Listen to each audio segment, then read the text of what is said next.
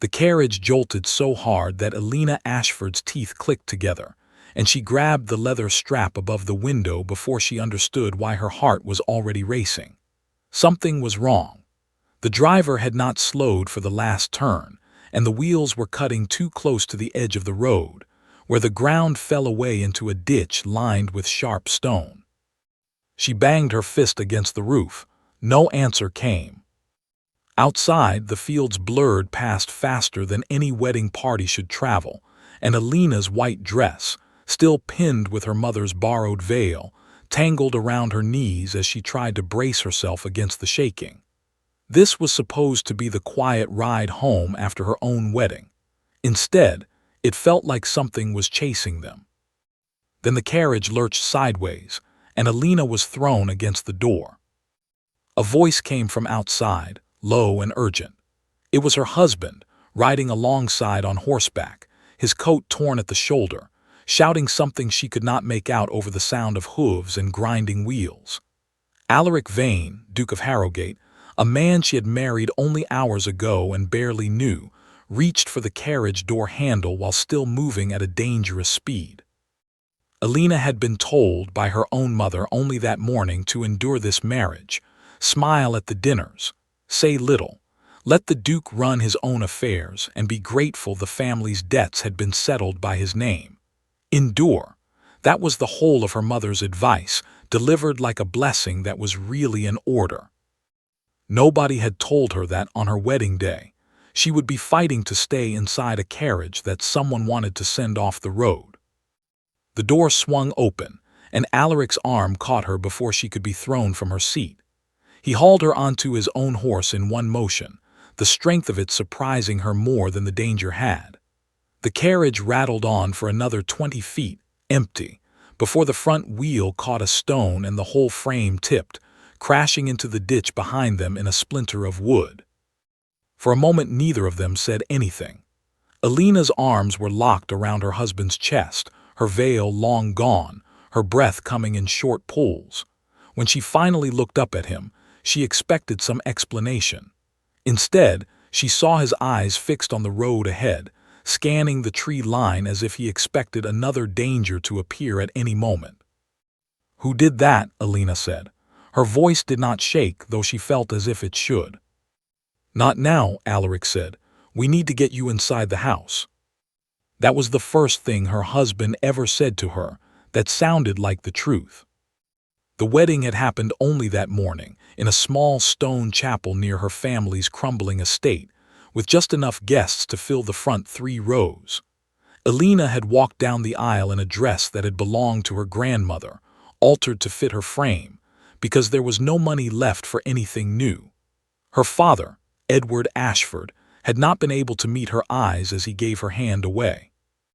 Her mother, Beatrice, had squeezed her fingers once before the ceremony and whispered the words that Alina had turned over in her mind every hour since. "You do not need to love him, you only need to endure him." Alina had nodded, because there was nothing else to do. The Ashford family had been drowning in debt for 3 years, since a business venture of her father's collapsed and took most of their remaining fortune with it. A marriage to the Duke of Harrogate, arranged quickly and quietly through solicitors, had arrived like a rope thrown to someone already sinking. Nobody asked whether Alina wanted to grab it. They simply placed it in her hands and told her to hold on. She had met her husband exactly twice before the wedding. Once at a formal dinner arranged by the families, where he said perhaps a dozen words the entire evening. Once more at the signing of the marriage contract, where he studied the papers longer than any man needed to, as though searching for something hidden in the language of debts and dowries. At the wedding breakfast, held in a tent on the Ashford lawn because the house could no longer host large gatherings, Alaric arrived nearly an hour late. He walked in already looking past the guests, his attention caught by a thin man in a dark coat who slipped through the crowd toward him. The two exchanged only a few words before the thin man, who Alina would later learn was the Duke's solicitor, Mr. Barlow, went pale and left as quickly as he had come. Alaric did not explain what had passed between them. He simply returned to the head table, sat beside his new wife, and said nothing at all about it, though his jaw stayed tight through the rest of the meal. Alina noticed. She noticed everything that day, the way a person notices small details when the larger picture refuses to make sense. She noticed that her husband barely touched his food. She noticed that two men in plain clothes stood near the edge of the tent the entire afternoon, not eating, not drinking, simply watching the road. She noticed that when her father made his toast, thanking the Duke for his generosity, Alaric's expression did not change at all, as though the words meant nothing to him. By the time the carriage pulled away from the estate that evening, meant to carry the new Duchess toward her husband's house for the first time, Alina had already decided that something about this marriage was not what it seemed. She simply had not expected to nearly lose her life over it before the night was through. Now, sitting in front of her husband on a horse racing toward Harrogate House, with the wreck of her wedding carriage smoking gently in a ditch behind them, Alina understood that her instinct had been correct. The house itself rose out of the dark like something built to be defended rather than lived in, tall gray stone with narrow windows and a wall running the length of the front drive. Servants came running the moment the horses' hooves hit the gravel, but Alaric waved off their questions with short, clipped orders. Get the physician. Say nothing to anyone outside these walls. Send word to Barlow that the carriage was tampered with, not simply broken.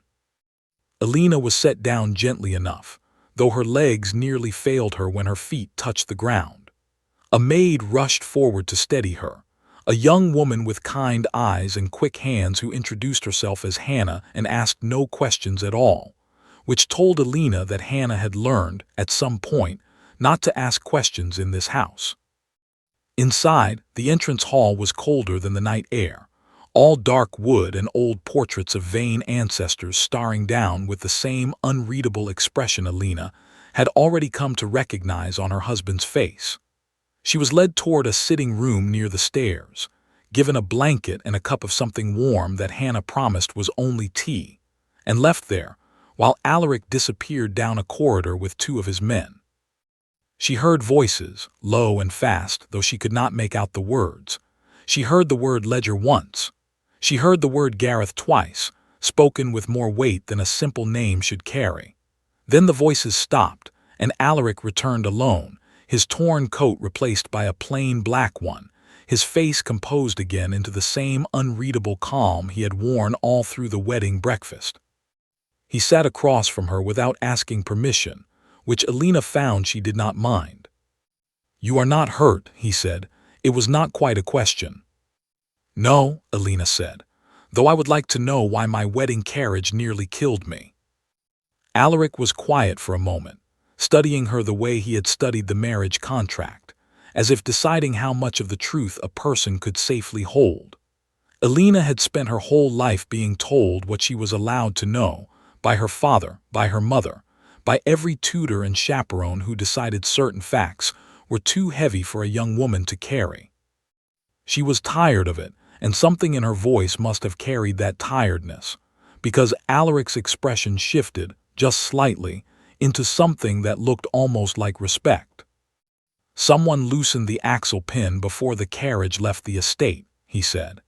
"It was meant to fail on the turn near the ravine, not the flat stretch where it did. Whoever did it was either careless or unfamiliar with the road." "Someone tried to kill me," Alina said, testing the words aloud for the first time. "Someone tried to kill the Duchess of Harrogate," Alaric corrected, and there was something bitter in the way he said the title, as though it were a target painted on her back rather than an honor. "That may not be the same thing as trying to kill you." Alina set down her cup. "Then perhaps you should explain the difference, because from where I was sitting it felt very much the same." He almost smiled at that, almost. Then the moment passed and he stood, crossing to a locked door at the far side of the room that Alina had not noticed until now, set into the wall so plainly it might have been mistaken for paneling. He drew a small brass key from his coat pocket and held it out to her. "This opens my study," he said.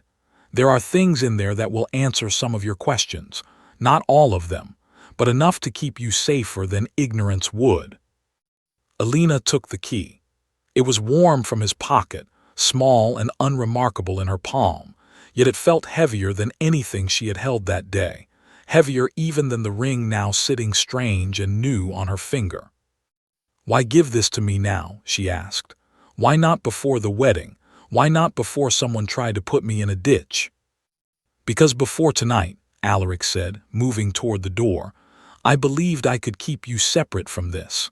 I was wrong. Whoever came after that carriage has decided you are already part of it, whether either of us wanted that or not." He paused at the doorway, one hand on the frame, and looked back at her with an expression Alina would spend the rest of the night trying to name. It was not affection. It was not quite trust. It was something closer to recognition, as if he were seeing, for the first time, a person rather than a contract. "Read what is in that study," he said. "Then decide if you still wish to endure this marriage, or if you would rather understand it instead." He left her alone with the key, the cooling tea, and the portraits watching from the walls. Outside, somewhere past the gravel drive, one of the men who had ridden ahead of them was quietly burying the wreckage of an axle pin that had not broken by accident.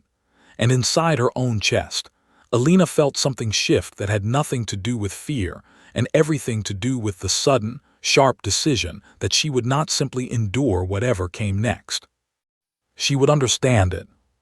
She stood across the room and slid the key into the lock. The door opened onto darkness at first, until Alina found a lamp on a side table and struck a match with hands that had finally stopped shaking. Light spilled across a room unlike any she had expected from a man who spoke as little as her husband did.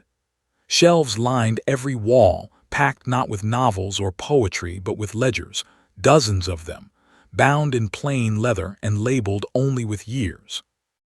A large map of the county hung behind the desk, marked with small red pins scattered across parcels of land she recognized instantly, because they had once belonged to her own family. Alina's breath caught. She stepped closer, tracing the pins with one finger.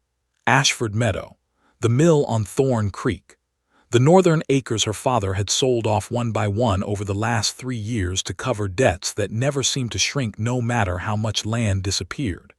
Every single parcel her family had lost was marked here, on her husband's wall, in his own private study, months, and in some cases years before their wedding had ever been arranged.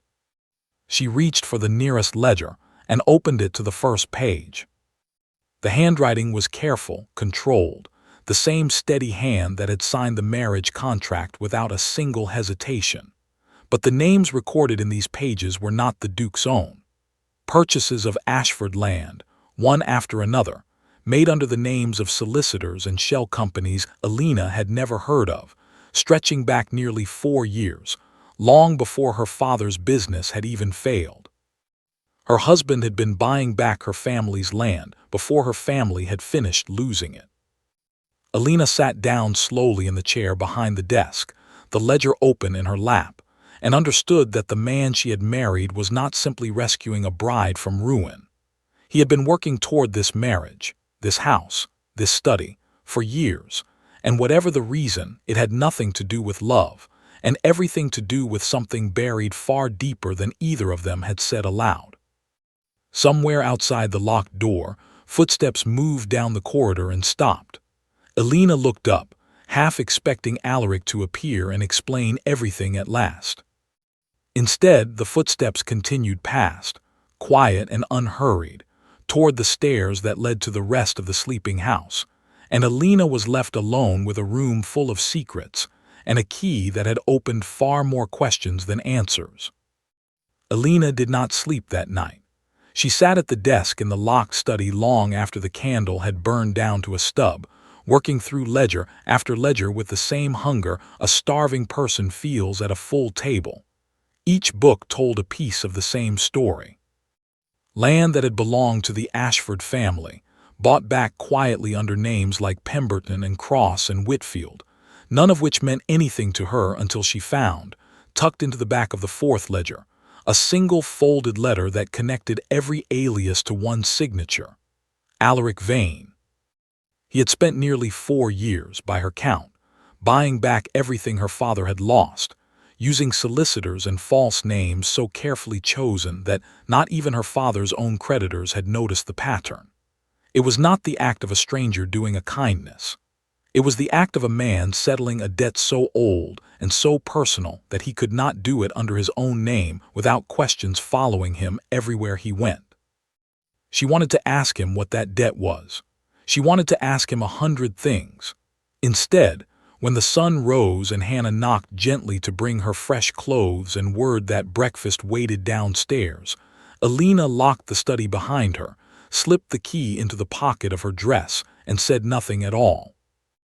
Breakfast was a quiet affair, just the two of them at a table long enough to seat 20, with the morning light falling gray and thin through tall windows. Alaric looked as though he had not slept either, though he ate with the same controlled precision he seemed to bring to everything. Alina waited until the servants had cleared the first course before she spoke. "I read 4 of your ledgers last night," she said. His fork paused halfway to his mouth. He set it down slowly, and for a moment Alina thought he might simply leave the table rather than answer her. Instead, he folded his hands and looked at her with an expression that had finally, briefly, lost its composure. "Then you understand more than most people ever will," he said. "I understand that you have been buying back my family's land for years," Alina said. "I do not understand why. My father did not know you before the marriage contract was arranged. He said your name to me for the first time only 6 months ago." "Your father did not know me," Alaric agreed, "but he knew my brother." The word landed heavier than Alina expected. She had heard, in passing, that the Duke had once had an older brother who died before inheriting the title, but no one had ever spoken the name, and the portraits in the entrance hall skipped strangely from one generation to the next, as though a whole person had been quietly removed from the family's history. "Julian," Alaric said before she could ask. "My brother, older than me by 6 years and by every account the more charming of the two of us, which was never difficult, given how little charm I have ever managed to collect." He said it without humor, a simple fact rather than a joke. He was also, though few people outside this house ever learned it, a man who could not be trusted at a card table or anywhere else money changed hands. Alina's stomach tightened. She thought of her father's ruined business, the debts that never made sense given how carefully he usually managed his affairs, the years he had refused to explain exactly how the losses had piled up so fast. "Julian ruined my father," she said slowly. "Julian ruined a great many fathers," Alaric said. "Yours was simply one of the ones I found records of after he died, and I inherited both his title and his mess. There were games rigged so carefully that even the men who lost never suspected they had been robbed rather than unlucky. Your father's business did not fail on its own. It failed because my brother made certain it would, and then he made certain the whole affair looked like ordinary misfortune." The room felt very quiet after that. Alina thought of her father's face at the wedding, unable to meet her eyes, and wondered how much of that was shame for debts he believed were his own failure, when in truth they had been engineered by a dead man's greed. "Why not simply tell him?" Alina asked. "Why not return the land under your own name and explain what your brother did?" "Because the moment I explain it, I confirm to every family my brother ruined that there is a debt owed, and debts owed by dukes attract more attention than quiet land purchases ever will," Alaric said. "I have spent 4 years undoing what he did, one parcel, one family at a time, without ever letting the vain name become associated with the ruin in the first place. Your marriage was the last piece, the final debt I could not repay simply by buying back a field." "So you married me to finish paying off your brother's mistakes," Alina said, and she was surprised at how steady her own voice sounded, given how much the words cost her to say aloud. "I married you because it was the only way to return what was taken without your father ever having to know he was accepting charity from the very family that destroyed him," Alaric said. "Whether you believe that was a kindness or simply another kind of cruelty, I understand if you cannot yet decide." Alina sat with that for a long moment, turning it over the way she had turned over her mother's advice that morning at the wedding. Endure him.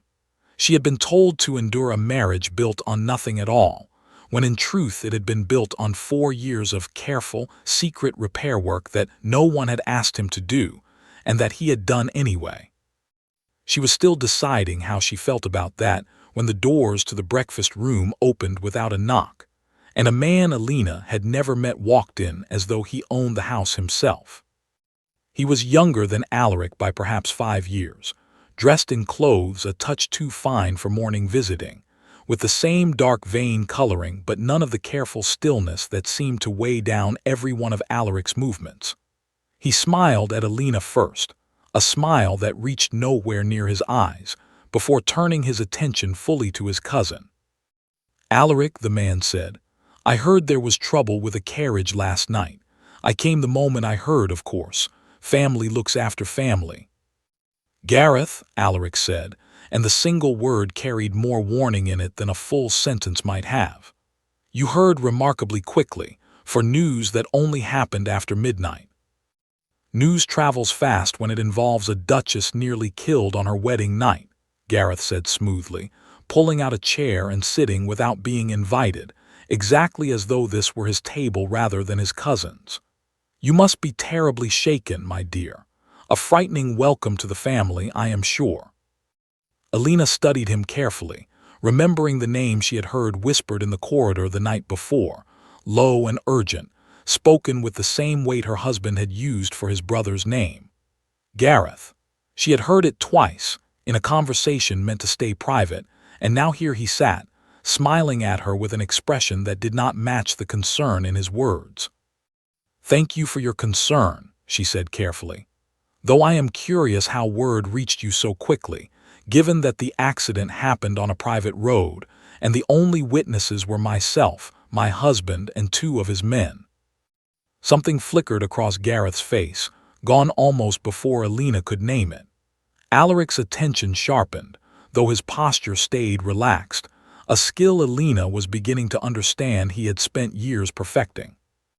"News finds its way," Gareth said lightly, "especially in a family as close as ours." "Especially," Alaric agreed, in a tone that suggested the word meant something entirely different to him than it did to his cousin. The rest of breakfast passed in careful, polite conversation that said far less than the silence underneath it. Gareth spoke of estate matters, of a legal question regarding the succession that he claimed to be researching purely out of family responsibility, of how pleased his mother, the formidable Lady Margaret Vane, would be to host a dinner welcoming the new Duchess properly into the family. Alina answered where required, watched where she could, and noticed that Alaric ate almost nothing for the remainder of the meal, his eyes rarely leaving his cousin's hands, as though he expected Gareth to produce something dangerous from his sleeve at any moment. When Gareth finally left, promising to send word about his mother's dinner within the week, Alaric did not relax the way Alina expected. Instead, he stood at the window, watching his cousin's carriage roll away down the long gravel drive, until it disappeared entirely behind the tree line. "He is the one," Alina said quietly, coming to stand beside him. "The one you spoke about last night in the hallway, the one whose name you said like a warning." Alaric did not deny it. "Gareth stands to inherit the title if anything happens to me, since I have no children and no other close family remaining. He has spent the last 2 years reminding me of that fact in increasingly creative ways." "You believe he tampered with the carriage?" "I believe," Alaric said carefully, "that a man who benefits directly from my death and indirectly from any scandal that weakens my position arrived at this house within hours of an accident that should have taken far longer to become common knowledge. I do not believe in coincidence of that particular size." Alina felt the cold settle deeper into her chest, not from fear exactly, but from the sharp, clear understanding that she had married into far more danger than any contract had ever mentioned. That night, after the house had gone quiet, and Hannah had helped her out of her evening dress, Alina found she could not settle into sleep. She lay awake listening to the ordinary sounds of an old house shifting in the dark, until one sound arrived that was not ordinary at all. A soft scrape, coming from somewhere below her window, followed by the careful, deliberate click of a door being tested rather than opened. She rose without lighting a candle, crossed to the window, and looked down onto the side garden below, where a single shape moved along the wall in the direction of the study she had locked so carefully that morning. The shape paused beneath the study window, looked up once toward the house, and then slipped away into the dark before Alina could see anything more than the outline of a coat and the pale flash of a face turned briefly toward the moon. By the time she reached Alaric's door and knocked hard enough to wake the whole corridor, whoever had been testing the locks below had already vanished into the night, leaving behind only a single object that Hannah found the next morning, tucked into the frame of the study door where anyone unlocking it would be certain to see it first. A folded piece of paper, sealed with wax but no signature, containing only 4 words written in careful, deliberate handwriting. "You cannot buy everything." The note stayed locked in Alaric's desk for 3 days before Lady Margaret Vane's invitation to dinner finally arrived, written on heavy cream paper in handwriting so elegant it looked almost printed. Alina read it twice, searching for anything beneath the polite words welcoming her to the family, and found nothing except the same practiced warmth Gareth had worn at breakfast, a warmth that never quite reached anywhere real. "We do not have to accept," Alaric said, watching her read it a third time across the breakfast table. "If we refuse, they will know we are afraid," Alina said. "I would rather they wonder what we know than be certain of what we do not." Something in her husband's expression shifted at that, a flicker of the same respect she had noticed once before, quickly hidden again beneath his usual stillness. He did not argue further. Instead, he spent the better part of an hour explaining, in careful detail, exactly who would be present at his aunt's table and what each of them stood to gain from her ruin. Lady Margaret Vane, Alaric's aunt by marriage rather than blood, had raised Gareth since he was a boy and had never once, in Alaric's memory, treated the succession as anything other than a wrong that needed correcting. Her late husband, Alaric's uncle, had been passed over for the title in favor of Alaric's own father, a decision Lady Margaret still spoke of, decades later, as though it had happened the week before. She was, Alaric said, patient in the particular way that only truly dangerous people manage to be patient, willing to wait years for an opening rather than force one before it was ready. "And Gareth," Alina asked, "is he patient in the same way?" "Gareth wants what his mother has spent his whole life telling him he deserves," Alaric said. "That makes him hungry rather than patient, which is either more dangerous or less, depending on how carefully he has been taught to hide it." Alina thought of the folded note still locked away in the desk. "You cannot buy everything." 4 words that suggested whoever wrote them understood exactly what Alaric had spent years doing in secret, which meant the danger reached further than one cousin's ambition. Someone else knew about the ledgers. Someone else had been watching this family long enough to understand precisely where its weakness lived. The dinner took place at Lady Margaret's house 3 evenings later. A grand stone building closer to the city than Harrogate, filled with candlelight and the particular kind of silence that comes from servants trained never to be noticed. Alina wore a gown Hannah had helped alter from her mother's old wardrobe, simple compared to the other women present, though she found she did not mind. Simple, at least, was honest, and she suspected honesty would be in short supply at this particular table. Gareth greeted them at the door with the same too-warm smile from breakfast, and Lady Margaret received Alina with a kindness so smoothly delivered that Alina understood, within the first 5 minutes, exactly how dangerous the woman truly was. She asked after Alina's family with what sounded like genuine concern. She praised the marriage as a wonderful thing for both families. She mentioned, almost in passing, how relieved she was that Alina had survived the terrible accident with the carriage, and watched Alina's face carefully while she said it.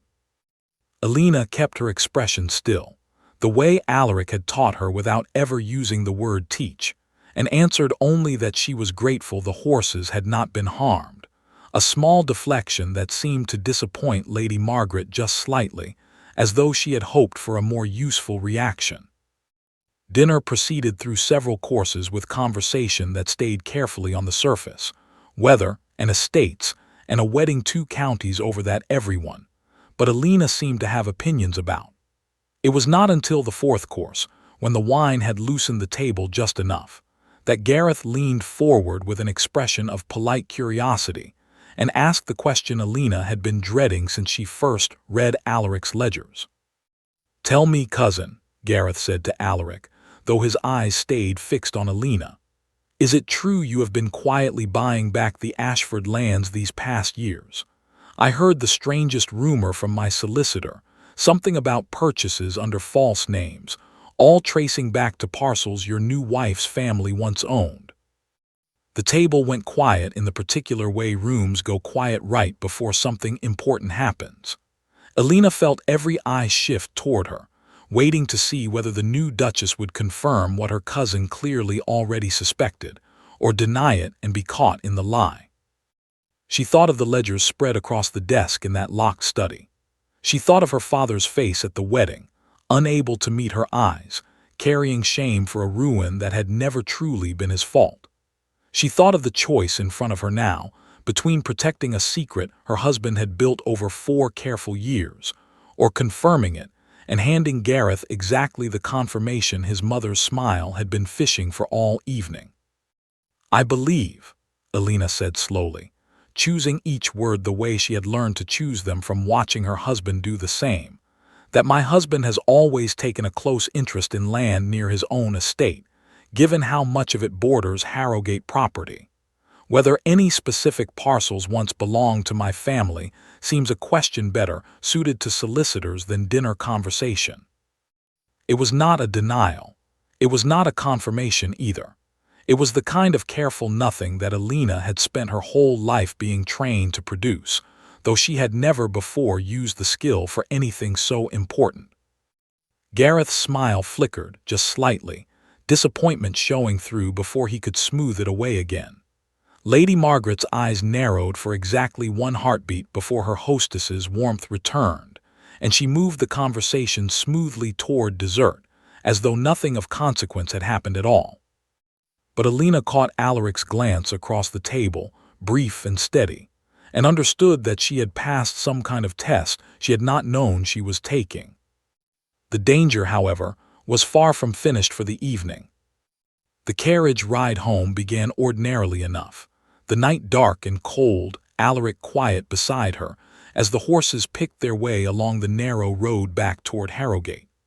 Alina had just begun to relax, the tension of the dinner finally loosening in her shoulders, when the carriage slowed unexpectedly, the driver calling out something she could not hear over the sudden pounding of her own pulse. "Stay low," Alaric said, already reaching for something beneath his seat that Alina realized with a jolt was a pistol. Outside, torchlight flickered along the tree line, too organized to be accidental, too close to the road to be anything but a deliberate blockade. The carriage rolled to a full stop, and Alina heard voices outside, low and rough, discussing something in tones that made her blood run cold even before she understood the words. "Just the woman," one voice said. "Leave the Duke be, that was never the arrangement." Alina's breath caught. Whoever waited outside had been sent for her specifically, not for her husband, which meant the danger she had assumed was aimed at weakening the Duke's position had, at some point, become aimed directly at her. Alaric moved fast, faster than Alina had seen him move before, throwing open the far door and pulling her out onto the road on the side away from the torchlight, into the deep shadow of the trees. He pressed something cold and heavy into her hand, and it took her a moment to understand it was a second pistol, the grip still warm from where he had carried it. "If anyone but me comes through those trees," he said, low and fast, "you use it. Do not hesitate. Do not wait to see who it is first." Then he was gone, moving toward the torchlight with the pistol from beneath the seat already raised, and Alina was left alone in the dark with a weapon she had never fired in her life, her heart slamming against her ribs so hard she could feel it in her throat. She heard shouting. She heard the driver's voice, sharp with fear, and then the unmistakable crack of a shot fired into the air rather than at anyone, a warning rather than an attack. She heard Alaric's voice, steady and cold, saying something about knowing exactly who had sent them and exactly what price that decision would cost. She heard footsteps scattering into the trees on the far side of the road, retreating rather than advancing, and slowly, carefully, the torchlight began to move away. When Alaric finally came back through the trees to find her, Alina still had the pistol raised, both hands locked around the grip exactly as her body had decided to hold it without any conscious thought at all. He stopped a careful distance away, hands raised slightly, and spoke her name quietly until her arms finally lowered and the weapon slipped from her fingers into the leaves at her feet. "They ran," he said. "Whoever sent them did not pay them enough to face a return shot." "They wanted me," Alina said. Her voice sounded distant to her own ears, as though it belonged to someone standing farther away. "Not you, me specifically."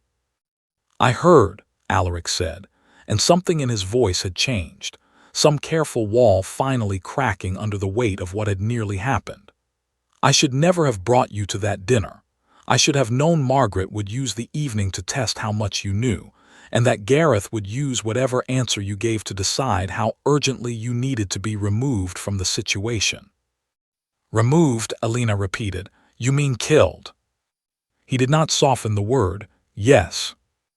They walked the rest of the way back to Harrogate on foot, the driver leading the shaken horses behind them, neither of them speaking until the lights of the house finally appeared through the trees. It was only then, standing at the edge of his own drive with his wife beside him, and a weapon she had nearly used still clutched in her hand, that Alaric said the thing Alina would remember far longer than any of the danger that had come before it. "I did not marry you only to repay a debt," he said quietly. "I told myself that was the whole reason, because it was easier than admitting there might be another one. But no ledger required me to give you a key to my study. No debt required me to trust you with the truth about my brother. I made those choices because somewhere between the wedding and tonight, I decided I wanted you to know me, not simply be repaid through me." Alina did not answer right away. The night had left her too raw for careful words, too shaken by how close the torchlight had come to changing everything. But she reached out in the dark and took his hand, and neither of them let go for the rest of the walk back to the house. Inside, waiting on the hall table where Hannah had left it earlier that evening, sat a second folded note, sealed with the same plain wax as the first, delivered by hands unknown while the house sat empty and its owners faced torchlight on a lonely road 3 miles away. This time the message was longer than 4 words, and far more specific about exactly how much time Alina had left to decide whether she still wished to endure this marriage, or whether continuing to understand it would cost her everything. Mr. Barlow arrived at Harrogate the next morning before Alina had even finished dressing, his usual careful composure replaced by something closer to alarm. Hannah brought word that the solicitor was waiting in the study with the Duke, and that raised voices had already carried as far as the hallway, which Hannah admitted, apologetically, she had not been able to avoid overhearing. Alina did not bother finishing her tea. She found the 2 men standing on either side of the desk, a stack of papers spread between them, Alaric's expression darker than Alina had seen it since the night of the carriage attack. "Show her," Alaric said, without any greeting at all. Barlow hesitated, glancing at Alina as though still uncertain whether she was meant to be included in whatever conversation had brought him racing to Harrogate at such an early hour. Alaric's look settled the matter without another word being spoken, and the solicitor turned the papers toward her. "A legal challenge," Barlow said, "questioning the validity of your marriage, filed yesterday in the name of Gareth Vane on behalf of the wider Vane family." Alina scanned the document, though the legal language meant little to her at first glance. What she understood, once Barlow began explaining in plainer terms, chilled her more than any torchlight on a dark road had managed to do. The challenge claimed irregularities in the marriage contract, specifically around the timing of certain land transfers that had occurred before the wedding, transfers the challenge suggested had been improperly used to secure the Ashford family's consent to the match. In simpler words, it claimed the marriage had been bought rather than freely entered into, which under certain old statutes still technically on the books, could be grounds to have the union declared invalid. "They know about the ledgers," Alina said quietly. "They know enough of them to be dangerous," Barlow said. "Not everything. If they knew everything, they would have filed a far stronger case. But they know enough to force a hearing, and a hearing means every purchase, every alias, every piece of the last 4 years becomes a matter of public record. Which means everyone my brother ever ruined becomes public record as well," Alaric said, and for the first time since Alina had met him, his voice carried something close to fear rather than his usual controlled calm. "Every family whose debts I quietly settled will have their private ruin dragged in front of a judge and half the county's gossips, and I will have failed to protect the one thing I promised myself I would manage to keep private." Alina set the papers down slowly. "Then we do not let it reach a hearing." "I do not see how we prevent that," Barlow said. "The filing is already made." "We prove it is false before it reaches a judge," Alina said, and something in her voice made both men look at her properly for the first time since she had entered the room. "You said yourself, Mr. Barlow, that Gareth does not know everything. If we can show precisely how little he actually knows, and how much of his claim rests on assumption rather than evidence, the challenge collapses before anyone with real power ever needs to weigh in." "And how do you propose we determine exactly what he knows?" Alaric asked. Alina thought of the note still locked in the desk drawer, the second one longer than the first, warning her that her time to decide had a clear and specific limit. She thought of Lady Margaret's careful question at dinner, testing rather than accusing, and Gareth's flicker of disappointment when her answer had given him nothing solid to use. "He tested me at dinner and learned nothing useful," Alina said. "That tells me his information is incomplete enough that he needed to fish for confirmation rather than simply state facts he already possessed.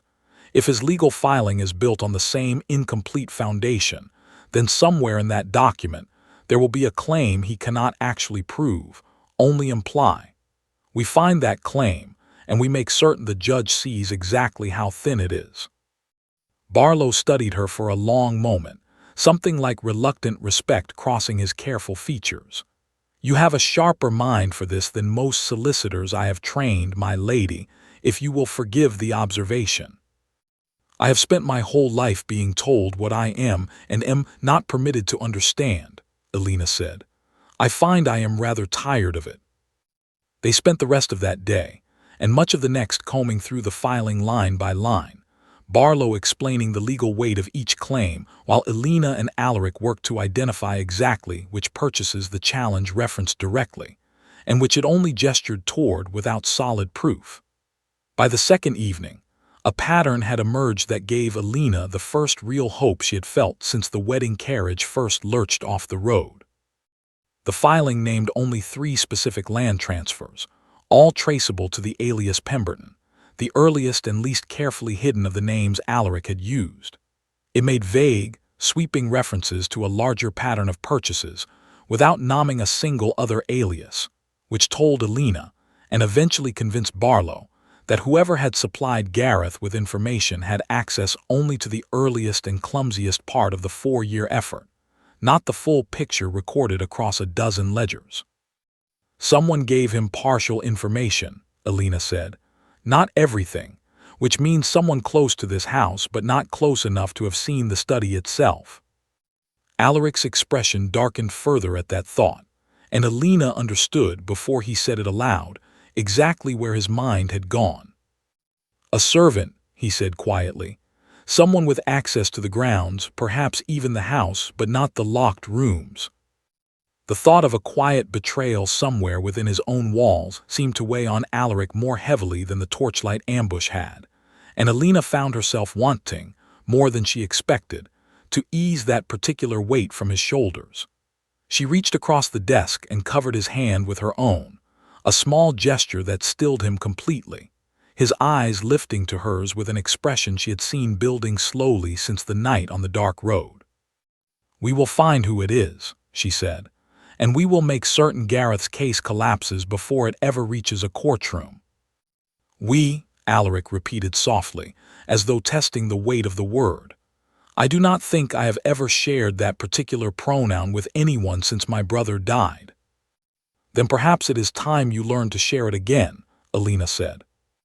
The distance between them had been narrowing for days without either of them nomming it directly, built across locked studies and torchlit roads and quiet confessions neither of them had planned to make.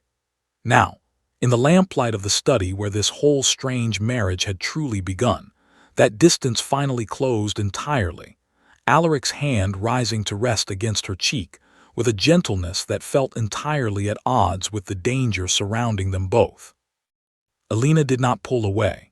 She leaned into it instead, some tight and guarded part of herself finally loosening after days of careful calculation and fear, and for one suspended moment the legal filing, the torchlight, the note still locked in the drawer, all of it fell away entirely, leaving only the quiet space between two people who had started this marriage as strangers and were becoming, slowly and without either of them quite intending it, something else entirely. The knock at the study door arrived before either of them could close the last small distance remaining, sharp and urgent in a way that instantly restored every ounce of tension the moment had briefly banished. Barlow's voice came through the wood, tight with a fresh alarm that told Alina, before he even finished speaking, that whatever news he carried was worse than anything the legal filing alone had contained. "My lord," Barlow said, "a messenger has arrived from the court. The hearing has been moved forward, 3 days from now rather than 3 weeks. Someone with influence over the court calendar has decided this matter should be settled far sooner than the law typically allows." Alaric's hand fell away from Alina's face, replaced almost instantly by the same controlled stillness he wore like armor, though Alina had learned, over these last strange days, to see the effort it now cost him to hold that composure in place. 3 days, he said, is not enough time to prove anything conclusively. "No, my lord," Barlow agreed grimly, "which I suspect is precisely why someone arranged for it to be exactly 3 days. Alina felt the cold certainty settle over her again. The same feeling she had carried standing in the dark trees with a pistol she had never fired, waiting to see whose footsteps would emerge from the shadows.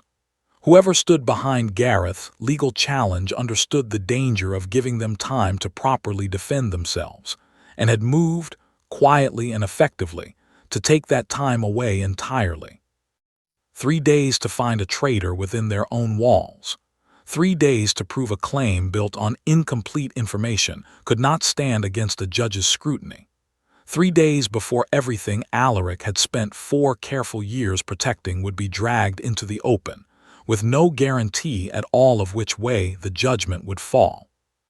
They found the traitor by the second night, though not in the way either of them expected.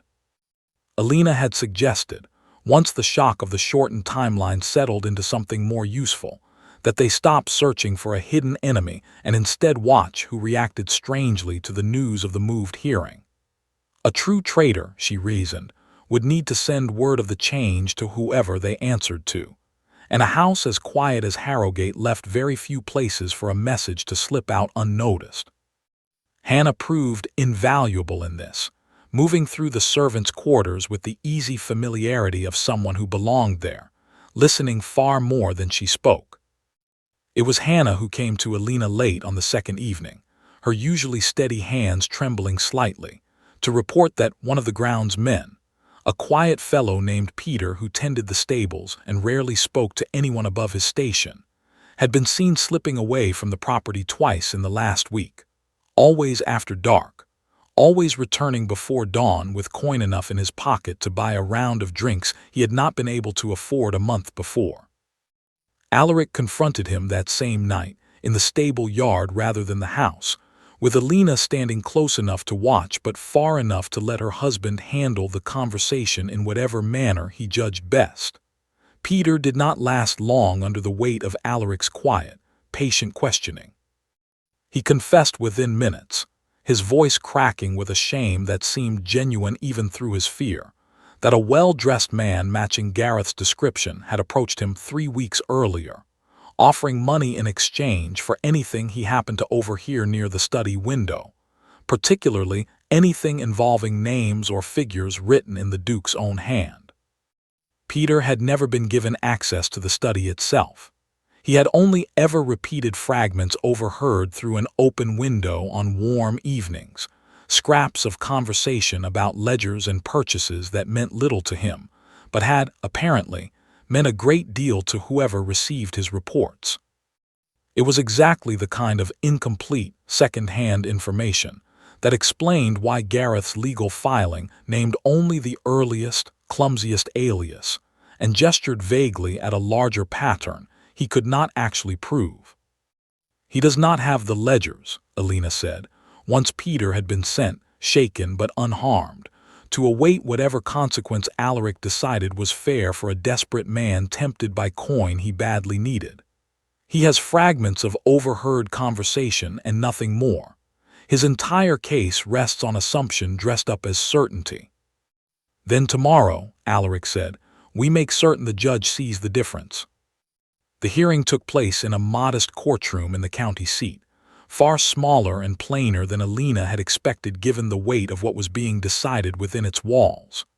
Gareth arrived with his mother at his side, both of them composed and confident in a way that made Alina's stomach tighten, though she reminded herself, quietly and repeatedly, that confidence and certainty were not always the same thing. The judge, an older man with tired eyes and no patience for theatrics, listened to Gareth's solicitor lay out the challenge in careful legal language, the same claims Alina had already studied line by line with Barlow's patient guidance. Improper land transfers, questionable timing, a pattern of purchases suggesting the marriage had been secured through financial coercion rather than freely given consent. When it came time for the defense, Barlow rose first, methodical and precise, walking the judge through each specific claim and demonstrating, point by careful point, exactly how thin the evidence supporting it truly was. Then, at a moment Barlow had carefully arranged in advance, he called Alina herself to speak, a choice that visibly startled both Gareth and his mother, who had clearly not expected the Duchess to take an active role in her own defense. Alina stood, smoothing the plain, honest gown she had chosen deliberately for this exact moment, and addressed the judge with a steadiness she had built, piece by piece, across every dinner party test and every dark road ambush she had survived since her wedding night. "My lord," she said, "the challenge before you claims my marriage was secured through financial coercion, that land transfers occurred before my consent was freely given. I would ask the court to consider a simple question. If my husband intended to coerce my family's consent, why would he spend 4 years quietly returning land to my family rather than simply presenting them with a single transaction timed to force an answer he wanted?" She let the question sit for a moment before continuing, watching the judge's tired eyes sharpen with genuine interest for the first time since the hearing began. "The claim before you assumes a pattern of coercion," Alina continued, "yet offers no evidence beyond 3 transfers under a single early alias, and vague suggestion of a larger scheme it cannot actually document. I have read my husband's private ledgers myself, my lord. I have seen the full 4 years of purchases this filing only gestures toward. If the court wishes, I am prepared to provide those records in full, every alias, every transfer, every date, so that this hearing may judge the complete truth rather than the fragments someone chose to present." The offer landed exactly as Alina and Barlow had hoped it would. A challenge built on the assumption that the full truth would look damning suddenly faced the very real possibility of that full truth being laid bare. Truth that would show not coercion but 4 years of careful, private repair work undertaken entirely without any demand for return, financial or otherwise. Gareth's solicitor rose quickly to object to such a broad disclosure, an objection that only confirmed, in the judge's tired but sharpening gaze, exactly how little confidence the challenge actually held in its own claims. "Counsel raises an interesting question," the judge said slowly.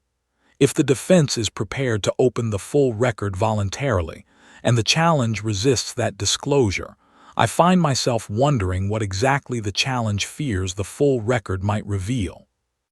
Lady Margaret's composed expression cracked for just a moment, quickly smoothed over, though not quickly enough to escape Alina's notice. Gareth's jaw tightened, his earlier confidence visibly thinning as the judge continued methodically to dismantle the foundation his entire challenge had been built upon.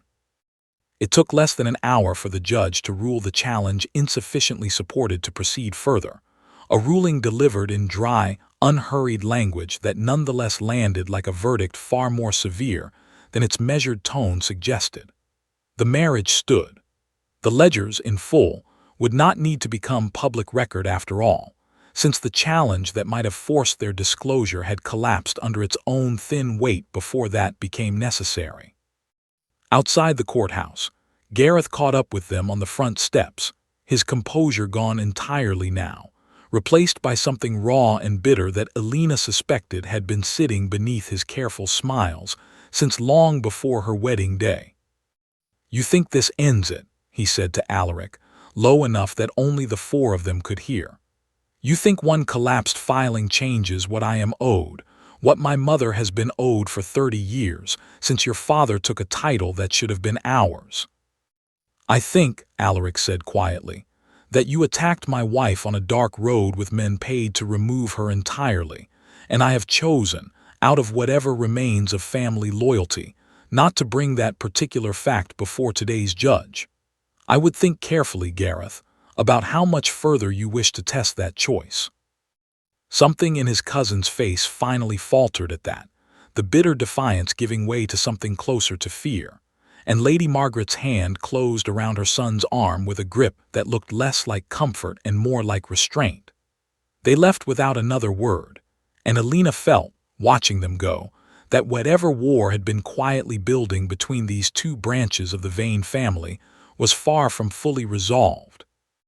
Though today's battle, at least, belonged clearly to her and her husband.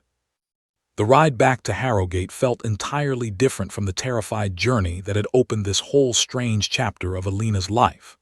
The same road, the same trees, the same fatting afternoon light, yet nothing about the feeling in her chest resembled the fear she had carried on her wedding night. Alaric sat beside her, close enough that their hands rested together on the seat between them, and neither of them seemed inclined to fill the comfortable quiet with unnecessary words. "You were remarkable today," he said eventually. "I do not think Barlow expected quite that level of composure from a duchess only weeks into her marriage." "I have spent my entire life being told to endure things quietly," Alina said. "It turns out I am considerably better at understanding them instead." They reached Harrogate as the sun began its slow slide toward the tree line, the tall gray stone house looking, for the first time since Alina had arrived there, less like a fortress built to withstand attack and more like a place she might genuinely call home. Hannah met them at the door with quiet relief written across her face, already asking after supper preparations as though the day had been an ordinary one rather than a battle fought, and one in a small county courtroom. That evening, after a meal eaten in far easier silence than any they had shared before, Alina found herself once again standing outside the door to Alaric's study, the same locked room that had held so many secrets on her wedding night, now standing open and unguarded, exactly as it had for days since that first strange evening.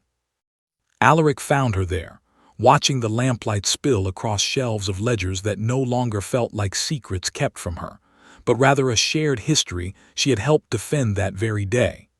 He came to stand beside her, close enough that his shoulder brushed hers, and for a long moment neither of them spoke at all. "You asked me once," he said finally, "whether I still expected you to endure this marriage." "I remember," Elena said. "I do not think that was ever the right word for what I hoped this might become," he said. "I do not think it has been the right word for some time now." Elena turned to face him fully, the same warmth from the study 3 nights earlier building steadily between them again. No urgent knock at the door this time to interrupt whatever came next. She thought of her mother's advice on the wedding morning, delivered like a blessing that had really been a warning. Endure him. She thought of everything that advice had failed to prepare her for, the ledgers and the torchlight in the courtroom, and how none of it had asked her simply to survive quietly in the background of someone else's life. "I do not wish to endure you," she said softly.